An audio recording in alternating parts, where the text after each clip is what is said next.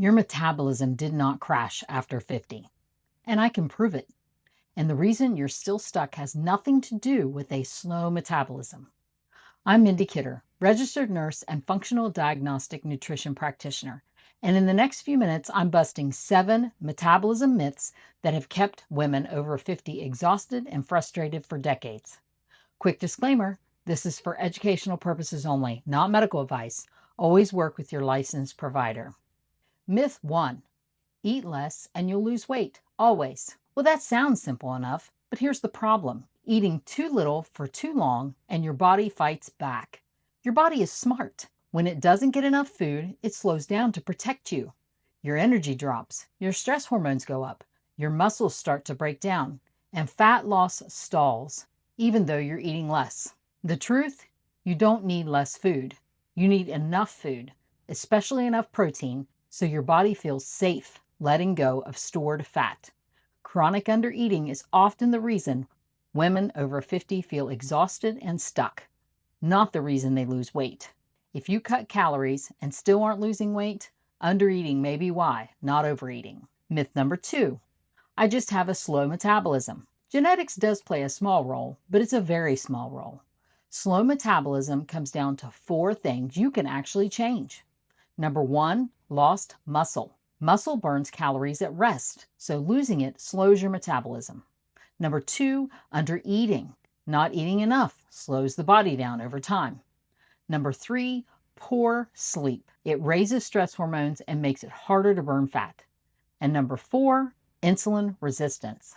When insulin stays high, your body can't easily tap into your fat for fuel. You probably don't have a broken metabolism. You likely have one or more of these 4 things going on, and all 4 are workable. Slow metabolism is almost never genetics alone.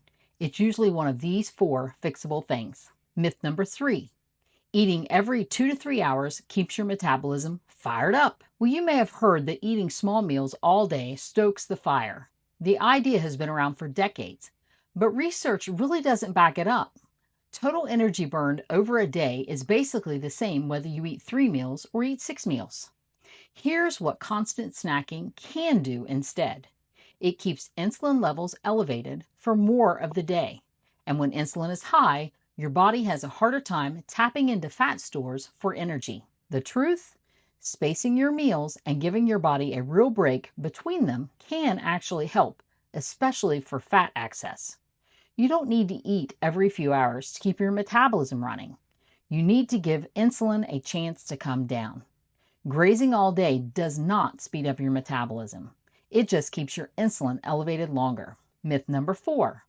After 50, your metabolism tanks and you're just stuck. This one probably feels true, but the research actually tells a different story. A landmark study that followed thousands of people across their entire lifespan measured how many calories the body actually burns each day. And after adjusting for body size and muscle, metabolism stays remarkably steady from about age 20 all the way to age 60. There's no crash in your 40s, no sudden cliff at menopause. It holds steady. What does shift around menopause isn't your metabolic engine. It's your muscle mass, your hormones, and how much you move from day to day. Those are different problems, and they have real solutions. The truth? You're not stuck because your metabolism gave up on you. You're stuck because the levers that actually matter, back to the muscle, hormones, sleep, and movement, need attention. And every one of those is workable. Your metabolism almost certainly hasn't tanked. What has changed is your muscle, hormones, and movement. Hit subscribe if this is hitting home. There's more to come. Myth number 5. Cardio is the best way to burn fat. Cardio is great for your heart, but it's not your fat-burning engine. Muscle is your metabolic engine. Muscle tissue burns calories around the clock, not just when you're working out. When you lose muscle, which happens naturally with age if we don't work against it, your metabolism slows down. The truth? Building and keeping muscle through strength work, eating enough protein, and walking daily does more for your long-term metabolism than hours on the treadmill. Cardio is a bonus. Muscle is the foundation. If you only have time for one thing after hearing all of these myths, pick strength work over cardio. Muscle is what keeps your metabolism running. Myth number 6. A calorie is a calorie. How many times have we heard that one? Well, let's think about it this way. 200 calories of soda and 200 calories of eggs look the same by the amount of calories. But inside your body, they do very different things. Soda will spike your blood sugar fast, sending insulin surging. It leaves you hungry again within an hour or two. On the other hand, eggs steady your blood sugar, keep insulin low, keep you full, and give your muscles what they need to stay strong. What you eat changes your hormone response, not just your calorie count. For fat loss, what matters most is keeping blood sugar and insulin steady. The total number of calories still matters, but food quality shapes hunger, energy, and how those calories are used. Two foods with the same calories can send your body very different signals. Quality of the food changes the picture. Myth number 7. Breakfast jumpstarts your metabolism.